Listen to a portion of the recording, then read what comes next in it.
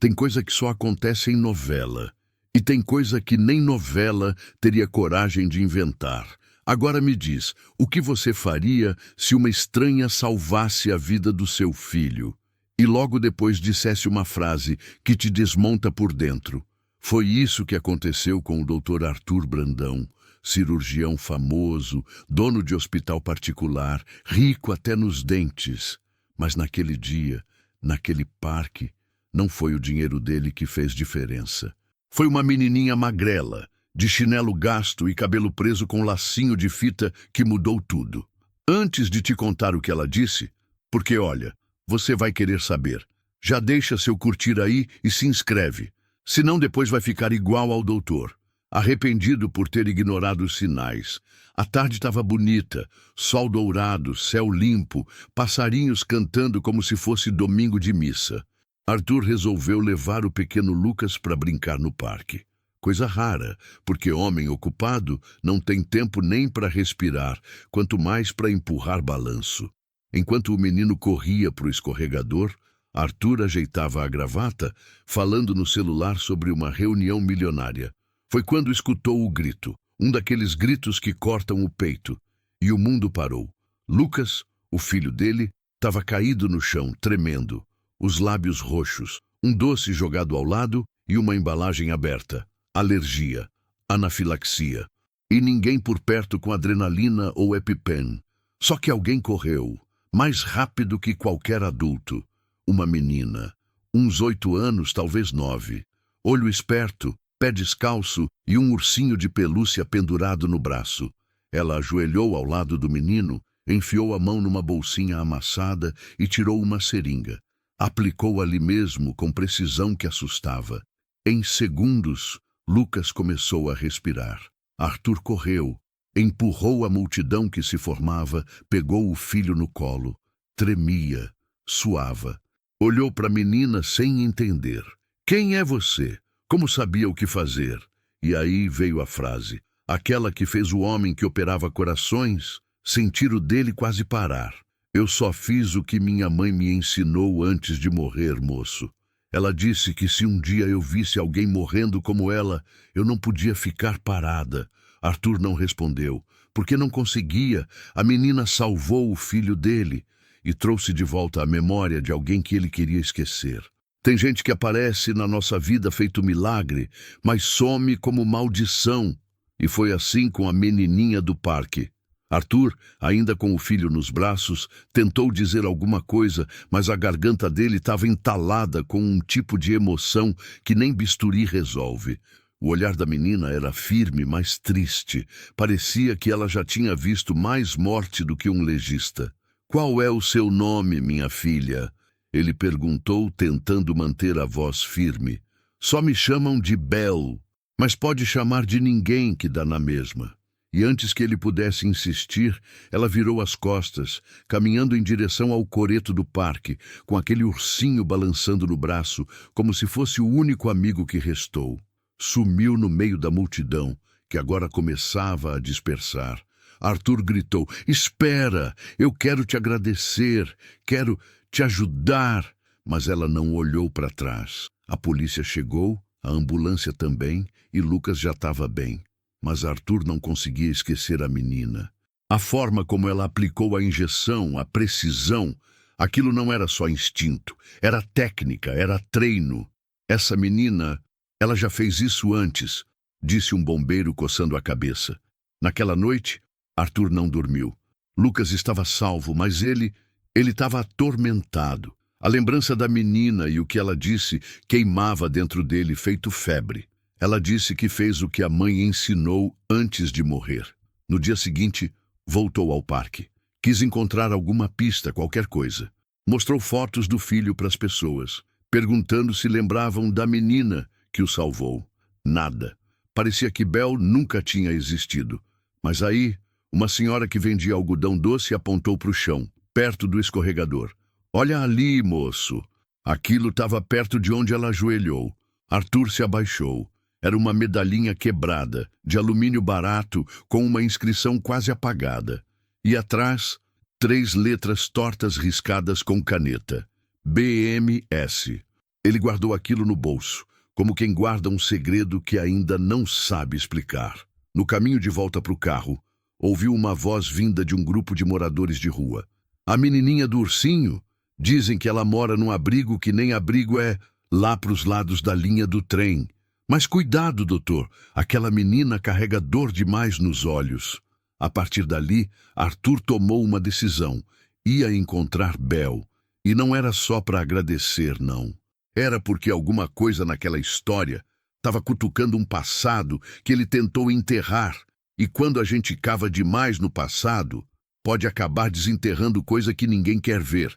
Dizem que quem procura acha, mas ninguém avisa que o que a gente acha pode ser pior do que o que perdeu. Arthur não era de correr atrás de nada que não estivesse na agenda, mas aquela menina, aquele olhar e principalmente aquela frase estavam fazendo um barulho no peito dele que nem o silêncio resolvia. Ele passou 3 dias indo e voltando da tal linha do trem, lugar esquecido até por Deus, casas de madeira podre, cachorro magro latindo pro vento e criança brincando com pneu furado no barro. Um tipo de miséria que o dinheiro dele não costumava encarar tão de perto. Na primeira visita, ninguém falou nada. Na segunda, um rapaz com cicatriz no rosto cochichou. A menina do ursinho? Tem gente que jura que viu ela perto da oficina velha. Mas cuidado, ali o tempo parou e o perigo anda solto. E foi lá que Arthur viu, de longe, ela, sentada no meio-fio, abraçada ao ursinho, comendo um pão seco, sozinha. A menina que salvou seu filho. Agora parecia a criança que o mundo inteiro esqueceu. Arthur se aproximou devagar, como quem chega perto de um passarinho assustado. Bel!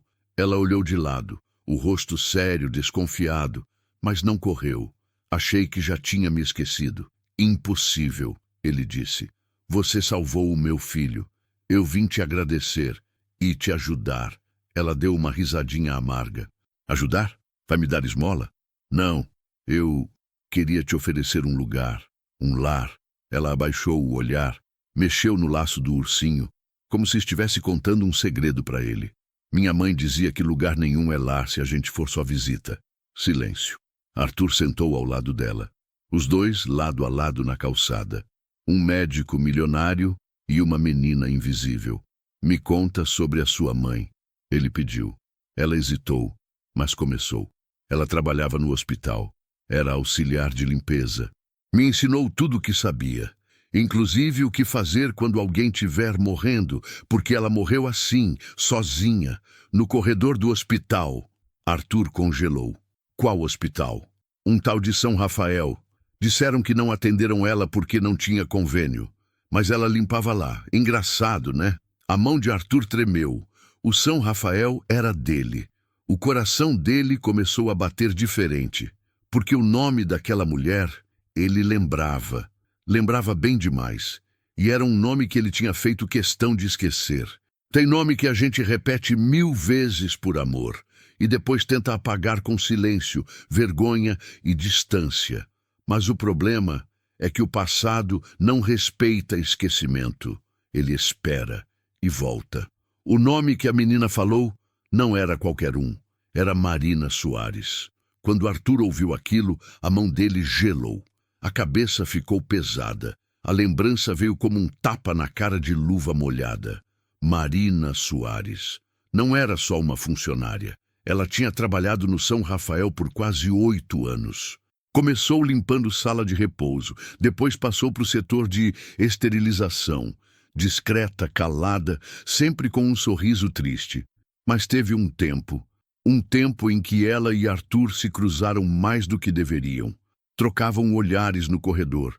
Uma piadinha aqui, um café esquecido na copa ali. Até que uma noite chuvosa de plantão vazio virou 2. Ele nunca assumiu nada. Nunca contou para ninguém. E quando Marina apareceu grávida, ele fingiu que nem sabia quem ela era. Ela não pediu nada. Nunca procurou ele. Continuou trabalhando, grávida, cansada, com os pés inchados e o mesmo sorriso triste. Arthur se lembrava disso como quem tenta fugir de um incêndio correndo de costas.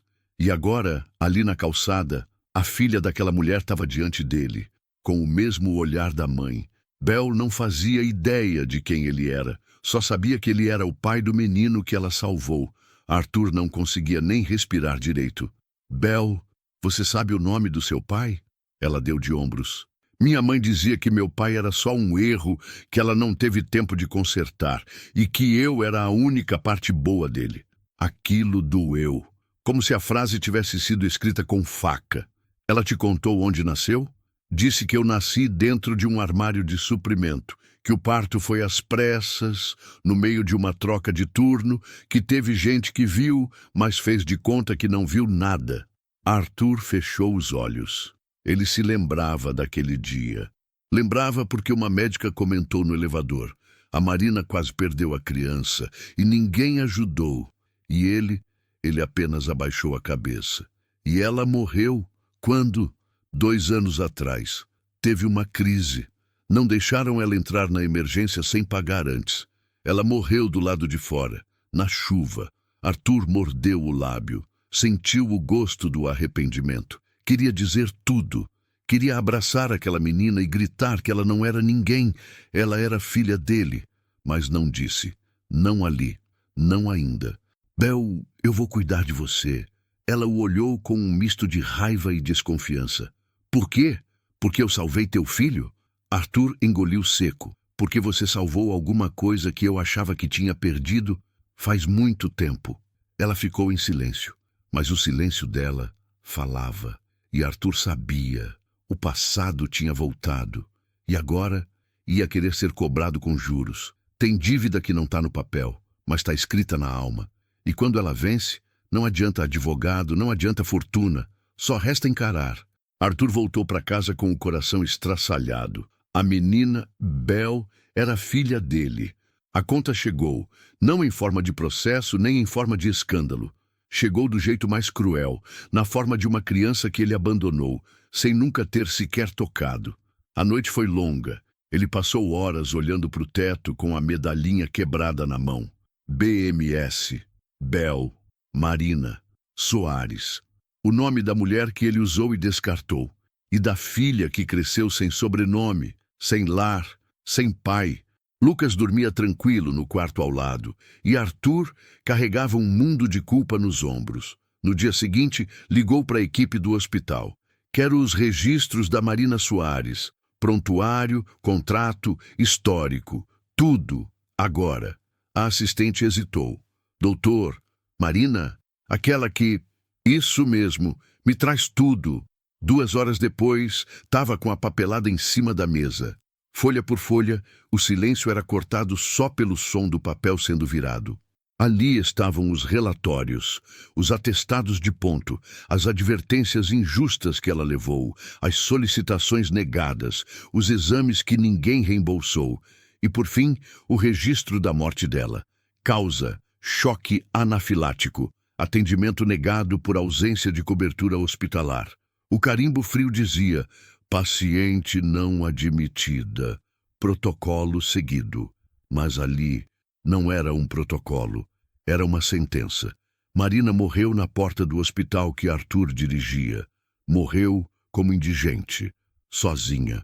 E ele fingia que não lembrava nem do cheiro do cabelo dela. Arthur sabia que não podia mudar o passado, mas podia dar um futuro. Ligou para o advogado. Disse: quero abrir uma fundação, em nome dela, para cuidar de crianças órfãs, começando pela Bel. Bel? Minha filha. O advogado não disse nada, mas anotou. Na mesma semana, Arthur voltou à linha do trem. Procurou Bel, levou roupas, comida e uma proposta. Quero te levar comigo, cuidar de você, te dar um lar, não por pena, nem por dívida, mas porque é o mínimo que eu posso fazer. Depois de tudo, ela cruzou os braços. E se eu não quiser? Arthur abaixou a cabeça. Eu volto, todo dia, até você querer. E voltou, por 7 dias, com chuva, sol, vento e medo. Até que, no 8º dia, encontrou um bilhete no mesmo lugar onde ela costumava sentar. Se você voltar amanhã, eu vou com você. Mas quero saber antes, por que demorou tanto? Arthur sentiu a pergunta como um soco no estômago. Por que demorou tanto? E não tinha resposta. Só uma certeza. Se demorasse mais um dia, podia nunca mais consertar. Agora me diz, você que está ouvindo essa história, tem alguém que você devia ter procurado faz tempo?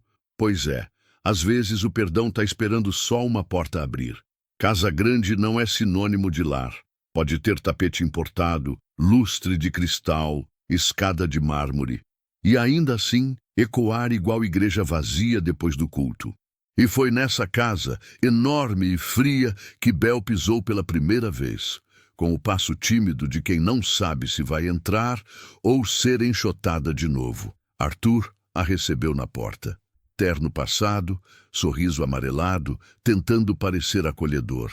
Mas o olhar dela era treinado demais para cair em teatro. Pode entrar, Bel. Essa agora é sua casa também.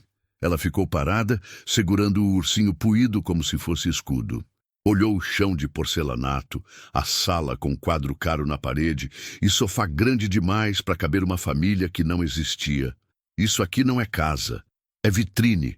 Arthur engoliu seco. Aquilo doía porque era verdade. Ele construiu um império, mas nunca construiu um lar. Nem quando casou, nem quando teve Lucas. A esposa, aliás, tinha ido embora fazia tempo. Cansou de ser esposa de um homem que só tinha tempo para cirurgia e dinheiro. Levou um pedaço do coração de Arthur e deixou o resto batendo no piloto automático. Agora ele tentava remendar tudo com uma criança ferida e um passado que ainda sangrava. Lucas apareceu no alto da escada, curioso. Pai, é ela? Arthur assentiu. Lucas, essa é a Bel. Ela salvou sua vida, lembra? O menino desceu correndo, sorriu, abraçou Bel com força. E ela, surpresa, retribuiu. Foi o primeiro toque de carinho que ela recebeu em muito tempo, sem medo de perder. Naquela noite, Arthur mandou preparar um jantar especial. Mas Bel comeu pouco. Não falava muito. Só observava. Se eu tiver que ir embora amanhã, me avisa antes, tá? Ela disse baixinho. Você não vai embora, Bel. Aqui é sua casa. Já me disseram isso antes. E foi aí que Arthur percebeu. Não bastava colocar comida no prato e teto na cabeça. Aquela menina não queria conforto, queria confiança. E isso se constrói com o tempo. Nos dias seguintes, Bel foi ficando. Mas cada gesto dela era com cautela, como quem pisa em chão que pode desabar. Lucas adorava a presença dela. Ela contava histórias, desenhava com ele, ensinava até primeiros socorros com um bonequinho de pano, mas à noite chorava sozinha. Arthur a viu uma vez pela fresta da porta, sentada na cama, abraçada ao ursinho, murmurando: Mãe, se estiver me ouvindo, me ajuda a confiar nele.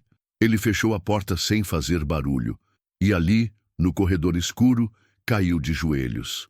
Porque nunca doeu tanto ser chamado de ele. Na semana seguinte, levou Bel até o túmulo de Marina. Um cemitério simples, lápide gasta. Sua mãe era especial, disse ele. E eu fui um covarde. Bel não respondeu. Só ajoelhou, tocou a pedra fria e disse: Eu te perdoo, mãe, mesmo você tendo escolhido ele e não contado a verdade para mim. Arthur tentou segurar o choro. Não conseguiu, porque naquele momento percebeu que o perdão que ele precisava não era só o dela, era dele mesmo. Tem lembrança que a gente pensa que esqueceu, mas basta um cheiro, um som ou um pedaço de papel para ela acordar de onde estava escondida. E naquele sábado nublado foi um desenho infantil que abriu a porta de um passado que Arthur achava enterrado. Bel estava mais solta naquele dia. Lucas ria alto. Os dois jogavam adivinhações na sala, enquanto Arthur lia relatórios tentando fingir que não escutava. Mas escutava sim. E pela primeira vez em anos, aquilo fazia bem. Pai! Lucas gritou. Abel desenhou a gente 3. Arthur largou os papéis. Foi até o tapete e viu ali, rabiscado com lápis de cor, um desenho torto, mas cheio de sentido. 3 bonecos de mão dadas. Um alto, de gravata, um pequeno, de camiseta azul. E no meio, uma menina de trança, com um ursinho na mão. O curioso foi o que estava escrito embaixo. Nossa família. Papai, Belzinha e Lucas. Arthur leu aquilo em silêncio. Belzinha. Aquele apelido fazia décadas que ele não ouvia. E o mundo pareceu girar de volta para uma tarde chuvosa no estacionamento do hospital. Marina, ainda jovem, com o cabelo preso e o jaleco largo, encostada na porta do refeitório, sorrindo tímida. Se um dia eu tiver uma filha, vou chamar ela de Belzinha, ela disse rindo. Pequena, forte e doce, tipo eu, mas com menos trauma. Na época, Arthur riu, achou graça. Depois, esqueceu. Ou fingiu que esqueceu. Agora aquele apelido estava ali, escrito com lápis de cor, no papel de uma criança que nem sabia o peso que aquela palavra carregava. Ele saiu da sala, foi para o escritório, fechou a porta e deixou o choro sair. Não o choro de desespero, mas aquele choro contido, meio raiva, meio saudade, meio culpa. E pela primeira vez, falou em voz alta. Marina, eu falhei. Mas eu vou cuidar dela, eu juro. Mais tarde, já deitado, Arthur escutou passos leves no corredor. A porta se abriu devagar. Era Bel. Posso dormir aqui hoje? Arthur se ajeitou, abrindo espaço ao lado. Claro, ela deitou sem dizer mais nada, o ursinho junto, os olhos abertos no teto, até que sussurrou. Você sabia da minha mãe? Antes? A pergunta veio seca, direta, cortante. Arthur hesitou, mas respondeu com a verdade. Sabia. Silêncio. E por que não me procurou? Ele respirou fundo. As palavras doíam mais do que os silêncios. Porque eu fui covarde. Porque tinha medo do que ia encontrar. Porque fui tudo o que um pai não devia ser. Ela virou de lado, ficou olhando para ele. Depois, sem aviso, encostou a cabeça no peito dele. A mãe dizia que a gente é feita das escolhas que a gente conserta, não das que a gente erra. Arthur fechou os olhos, e naquele instante, pela primeira vez em muito tempo, ele se sentiu pai. Tem verdade que entra de fininho, pela fresta, mas tem umas que arrombam a porta. E naquela segunda-feira, a verdade veio de salto alto, batendo carteira e cuspindo o passado. Tudo começou com uma reportagem. Um canal local resolveu fazer uma matéria sobre o novo projeto de Arthur, a Fundação Marina Soares, criada para acolher crianças em situação de risco. O repórter queria mostrar o milionário de coração novo. A entrevista estava toda ensaiada. Falar da tragédia de Marina, da história de superação, do novo projeto social. Só que o que ninguém esperava era quem apareceria na portaria do hospital no meio da gravação. Eu conheci a Marina. Eu vi o que fizeram com ela. E eu sei o que esse homem fez também. A voz era de uma mulher de idade, andar firme, rosto marcado por rugas e raiva antiga. Chamava-se Alzira, ex-funcionária do hospital. Na época da morte de Marina, ela era chefe da limpeza. Tinha sido afastada logo depois, sem motivo, ou com motivo demais. Ela empurrou a grade, ergueu um envelope grosso e disse: "Tá tudo aqui. Relatórios falsificados, solicitações ignoradas e o aviso que ela escreveu um mês antes de morrer. Ela disse que se morresse, era para alguém procurar por isso." Arthur, que via tudo da sacada do hospital, desceu correndo. "Dona Alzira, por favor, vamos conversar." "Agora o senhor quer conversar?" Eu pedi audiência com o senhor 3 vezes naquela época. Marina era mais do que uma funcionária, era quase minha filha de coração. E vocês deixaram ela morrer como se fosse um papel esquecido na gaveta. A imprensa não perdeu tempo. Microfones apontados, flash disparando, manchetes sendo escritas em tempo real. Arthur segurou o envelope. As mãos tremiam. Abriu, leu, reconheceu a caligrafia de Marina. "Se eu morrer, saiba que tentei. Pedi ajuda. Gritei, mas ninguém me escutou. Se um dia minha filha ler isso, quero que ela saiba. Eu lutei por ela. Até o fim." As palavras martelavam na cabeça dele. Marina sabia que não iam ouvir, sabia que talvez morresse, mas mesmo assim, escreveu, como se previsse que a justiça um dia ainda fosse bater na porta. Arthur subiu para o auditório do hospital, reuniu a imprensa, ligou o microfone. "Eu tenho algo a dizer." O silêncio caiu como uma sentença. Marina Soares morreu injustamente, por negligência do sistema e por covardia minha. Ela me procurou sim, me pediu ajuda. E eu virei as costas, por vergonha, por medo de escândalo. Mas a verdade não espera conveniência, e hoje eu assumo tudo. E mais, essa fundação que eu abri vai ser comandada por quem tem mais direito do que eu, a filha dela. Todos se entreolharam. Sim, Abel, a menina que salvou meu filho, é minha filha também. O estúdio de TV explodiu em comentários, manchetes prontas, a elite médica em choque. Mas ali, Arthur não estava mais falando como diretor, nem como milionário. Estava falando como homem, e mais do que isso, como pai. No canto do salão, Bel assistia tudo, de pé, em silêncio, e ao ouvir aquelas palavras não sorriu. Só murmurou para o ursinho no colo. Viu, mãe? Ele falou. A verdade, enfim, tinha saído da gaveta. E agora ia mudar tudo. Depois da confissão pública, Arthur pensou que o mundo fosse desabar em cima dele. E desabou mesmo. Mas não como ele imaginava. Algumas portas se fecharam.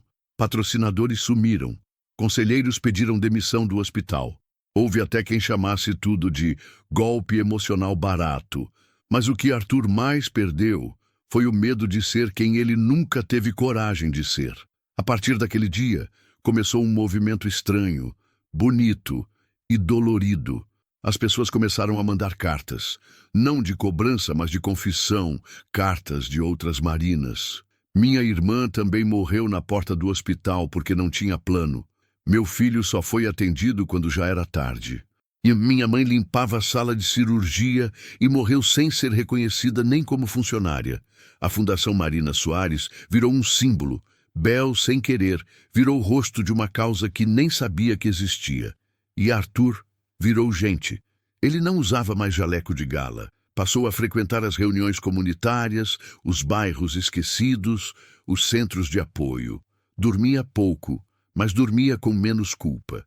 Num desses dias, Bel entrou no escritório da fundação. A sala era simples, mas viva. As paredes tinham desenhos feitos por crianças da comunidade. No centro da sala, um retrato novo de Marina. Não era foto, era pintura. Um artista de rua fez, só com carvão e coração. Bel ficou olhando o quadro por longos minutos. Eu não lembrava do sorriso dela assim. Arthur se aproximou. Ele usou outra foto? Não. Ele disse que não precisava, que o sorriso dela estava no jeito que eu falava dela. Pausa.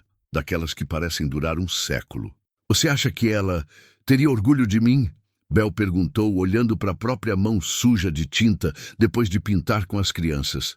Arthur não respondeu de imediato. Caminhou até a gaveta e pegou um envelope. Entregou nas mãos dela. Isso chegou hoje. Leitura recomendada para a diretora da fundação. Bel abriu. Era uma carta de uma menina chamada Sara, 12 anos. Morava na favela do Alto. Escreveu com letra torta e emoção demais. Oi, tia Bel. Antes de você chegar, ninguém vinha aqui. Agora tem médico, comida, aula. Queria te agradecer porque meu irmão estava quase indo para o crime e agora quer ser enfermeiro. E sabe por quê? Porque você falou que salvar vidas é mais bonito do que tirar. Bel segurou a carta com força.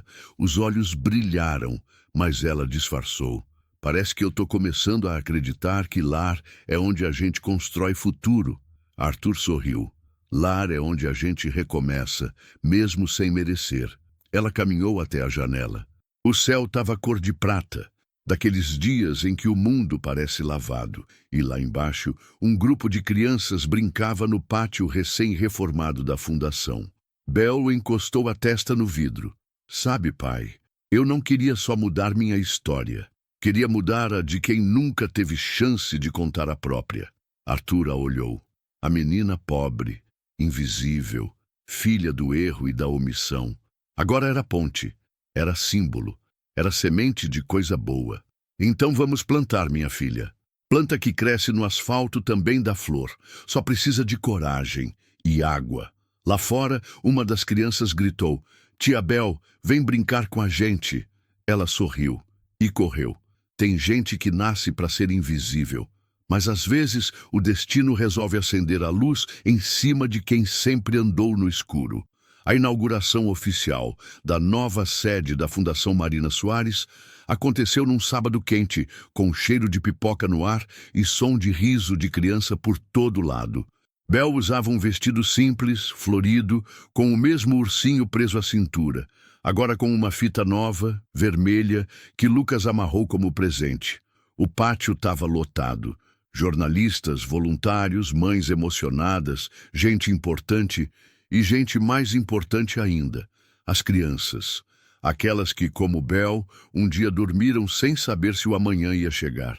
Arthur observava tudo de longe, discreto, de paletó simples, sem holofote. Não era mais o Doutor Brandão estampado em outdoor. Agora era só um homem, que escolheu ser pai, finalmente. Bel subiu no palco improvisado, pegou o microfone com a mão trêmula, olhou para a multidão, respirou fundo.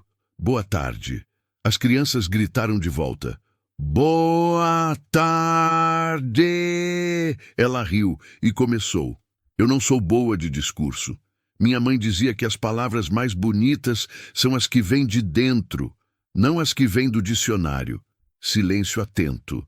Durante muito tempo, eu achei que era feita para passar despercebida, que meu lugar era no canto, esperando sobrar.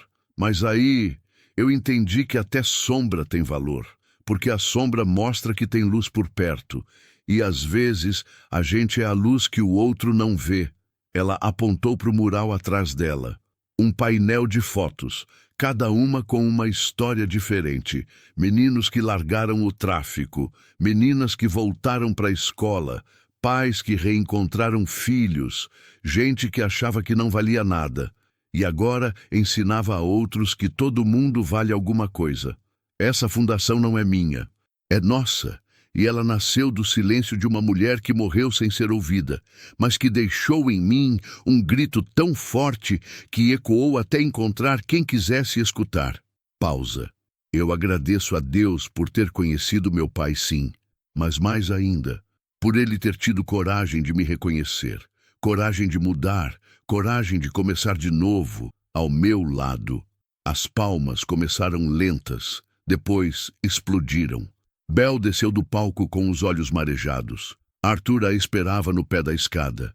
Ela correu, o abraçou com força. Você tá orgulhoso, pai? Mais do que isso, Belzinha. Eu tô aprendendo contigo como se começa do zero, com o coração cheio. No canto do pátio, uma menina pequena entregou a Bel um desenho. Era ela, de asas, e embaixo, rabiscado. Você é meu anjo.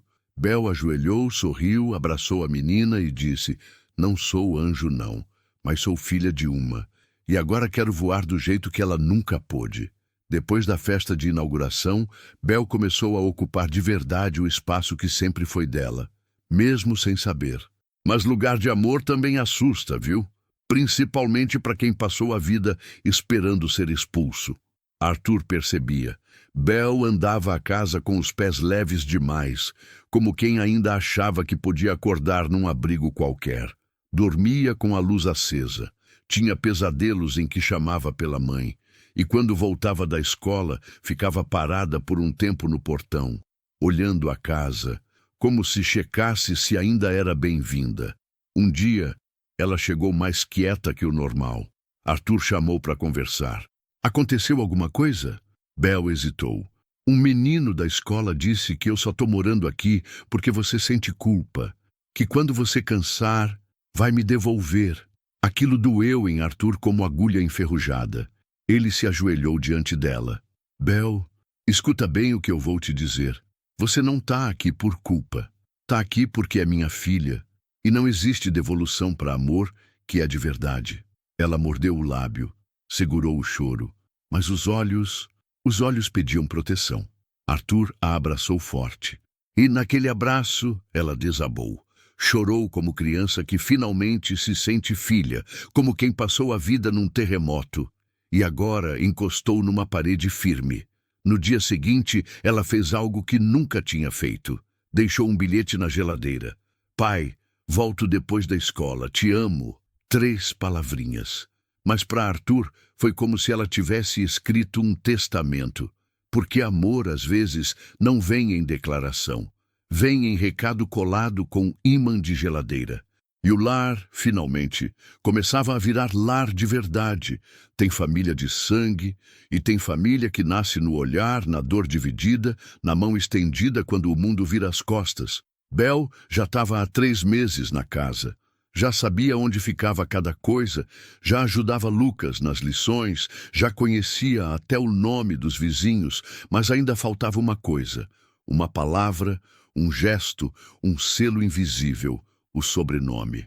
Foi numa tarde comum, depois do almoço, que Lucas perguntou: Pai, por que a Bel não tem o mesmo sobrenome que a gente? Arthur parou a colher no meio do caminho. Olhou para Bel. Ela baixou os olhos. Porque... Arthur começou, e a voz travou. Porque ninguém deu isso para ela. Mas agora ela é minha irmã, né? Então devia ter. Bel sorriu sem graça, mas por dentro o coração acelerava. Naquela noite, Arthur entrou no quarto dela com uma pasta na mão. Sentou ao lado da cama. Eu conversei com o advogado. Tá aqui os documentos. Se você quiser, a gente começa o processo de reconhecimento, para você ter oficialmente o nome da nossa família. Bel arregalou os olhos. Mas e se eu não quiser esquecer o nome da minha mãe? Arthur apertou a mão dela. Você não precisa esquecer nada. Pode ser Bel Soares Brandão se quiser. Seu nome é sua história. E sua história é feita das 2 metades que te trouxeram até aqui. Bel ficou em silêncio. Olhou para o teto. Depois para o ursinho. E então disse: Então coloca o Soares primeiro, para ela ficar na frente como sempre ficou na vida. Arthur sorriu com os olhos marejados. Vai ser a primeira Brandão a colocar o amor acima da vaidade. No dia seguinte, os 2 foram juntos ao cartório. O atendente olhou o formulário, depois os 2. Pai e filha? Perguntou. Arthur respondeu antes que Bel pudesse hesitar. Sim, e hoje é o dia que ela recebe o que já era dela desde sempre. Bel assinou. Mão trêmula. Coração disparado. Quando saíram, o sol batia forte na calçada. Arthur passou o braço sobre os ombros dela. Tá pronta para carregar um nome a mais? Ela sorriu. Tô pronta para carregar o que for, desde que você continue do meu lado. Família, às vezes é isso. Um nome rabiscado num papel, com a força de uma vida inteira. E a partir dali, Bel Soares Brandão não era mais só uma menina invisível. Era herdeira de tudo aquilo que o amor conserta. Tem dor que some. Tem dor que finge que some. Mas tem dor que só se transforma.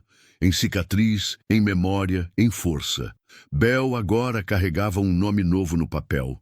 Mas dentro dela ainda morava uma menina que cresceu fugindo de abrigo em abrigo, colecionando ausências. Ela estava bem, mais sorridente, mais confiante. Mas ainda se assustava com o trovão. Ainda dormia abraçada ao ursinho, como quem segura o mundo inteiro. Ainda tinha silêncio demais dentro dos olhos. Arthur percebeu. Resolveu então propor algo diferente. Que tal começarmos terapia juntos? Bel franziu a testa. Eu não sou louca. Arthur sorriu. Eu também não. Mas às vezes a gente precisa de ajuda para entender o que sente. Sentimento é tipo ferida. Se você não cuidar, infecciona. Ela aceitou, meio desconfiada, mas foi. As primeiras sessões foram difíceis. Bel não falava muito. Olhava para o chão. Respondia com sim, não ou tanto faz. Mas no 4º encontro, ela desabou. Falou da noite em que a mãe morreu. De como ficou com o corpo dela nos braços por quase 20 minutos até alguém aparecer. Falou do medo de ser colocada em um orfanato. Falou da culpa por ter sobrevivido. Falou do ódio que sentia do pai sem rosto. E Arthur ouviu tudo. De cabeça baixa, coração esmagado, olhos marejados. Eu queria te odiar, Bel disse entre soluços. Queria mesmo, mas você me olhou como ninguém nunca tinha olhado. E isso me confundiu. Arthur segurou a mão dela com força. Eu também me odiei por muito tempo e ainda estou aprendendo a me perdoar. Mas se você conseguir, me ensina. Foi ali que a cicatriz começou a se formar. Porque cicatriz é isso, pele que resolveu continuar depois do rasgo. A terapeuta sugeriu que Bel escrevesse uma carta para Marina. E ela escreveu 3 páginas, chorou escrevendo, riu lembrando, dobrou com cuidado e deixou na moldura do retrato na fundação.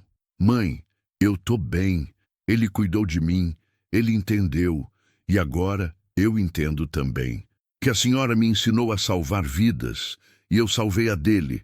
O que a gente tem agora é nosso, e vou cuidar disso como a senhora cuidava de mim.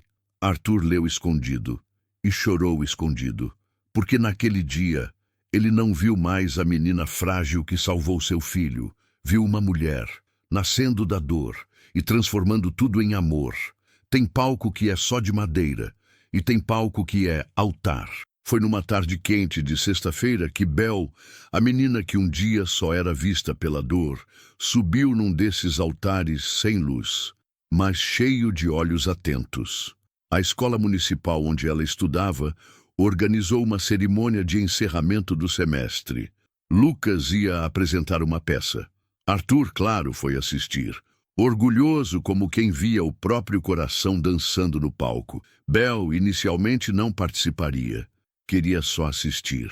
Mas a coordenadora da escola insistiu. A gente precisava de alguém para fechar o evento com uma fala. E ninguém melhor do que você, Bel. Ela tremeu por dentro, mas topou. Vai ser só uma palavrinha, né? Só que tem palavrinha que carrega o peso de uma vida inteira. Naquela noite, o auditório improvisado na quadra estava cheio. Pais, mães, avós, professores, criança de uniforme, balões no teto, luz piscando como se fosse Natal. Lucas foi o primeiro a se apresentar. De touca de médico e estetoscópio de brinquedo, olhou para Bel no meio da apresentação e gritou: "Eu quero salvar vidas igual você, maninha." A plateia riu e aplaudiu. Arthur enxugou discretamente o canto do olho. Chegou a vez da fala final. A diretora chamou: "Com vocês, nossa aluna e inspiração, Bel Soares Brandão." Ela subiu devagar. Sentia o coração bater até no calcanhar. Pegou o microfone com as mãos suadas. Respirou e disse: "Eu achei que nunca ia falar em público, porque por muito tempo ninguém me escutava. Mas hoje eu tenho uma coisa para dizer." Pausa. A quadra silenciou. Durante muito tempo, eu me perguntei por que minha mãe teve que morrer daquele jeito. Por que eu tive que viver do jeito que vivi. Por que ninguém aparecia. Ela olhou para frente. Encarou a plateia. O olhar de quem já não foge de sombra. Mas hoje eu entendo que tudo isso me fez quem eu sou. E que às vezes a gente passa pelo escuro, não para se perder, mas para ser a luz de alguém depois. Lá atrás, Arthur segurava um soluço. Eu não sou rica, mas hoje eu sou filha, sou irmã e, mais do que isso, sou alguém que aprendeu a transformar abandono em abrigo. E eu quero ser abrigo para quem precisar. A plateia levantou numa salva de palmas. Não era cortesia, era arrepio mesmo. Bel sorriu, desceu do palco. Arthur correu ao encontro dela, emocionado. "Você me deixou sem palavras," ele disse. Ela riu. "E olha que era só uma palavrinha, né?" Arthur a abraçou ali mesmo, diante de todos. E Bel, dessa vez, não teve medo do olhar de ninguém. Porque quem um dia foi chamada de ninguém, agora era exemplo. E a menina invisível virou voz. O tempo passou. A fundação cresceu. A casa também. Mas o que mais cresceu foi Bel. Não de altura nem de idade, mas de presença, de essência. A menina que vivia escondida por trás de um ursinho puído agora era nome de projeto, inspiração de campanha e, mais bonito que tudo isso, espelho de esperança para muita criança que já tinha sido jogada no lixo do sistema. Ela completou 18 anos, num fim de tarde cor de ouro. Arthur preparou um jantar simples em casa, só os mais íntimos. Lucas fez um bolo torto, mas cheio de carinho. E na mesa, além dos abraços, veio uma caixa, de madeira escura, laço de tecido, presente de Arthur. "Abre." Bel abriu. Lá dentro, o que ela não esperava, a medalhinha quebrada. "Eu mandei restaurar, e agora tem espaço para os 2 nomes, Na parte de trás gravado, Bel Soares Brandão, filha do amor, herdeira da coragem. Ela chorou, de soluçar. Arthur segurou sua mão e disse: Você me ensinou que amor não se prova com palavras, se constrói com presença. E você construiu em mim um homem que eu nem sabia que existia. Bel, com os olhos cheios d'água, respondeu baixinho: Você foi o primeiro homem que ficou, mesmo depois de me ver por inteiro. Eles se abraçaram ali. A filha que nasceu do erro e virou acerto. O pai que fugiu da verdade e fez dela sua redenção. No fim da noite, Bel saiu no quintal. O céu estava limpo, estrelado. O vento batia leve. Ela olhou para cima, como quem chama.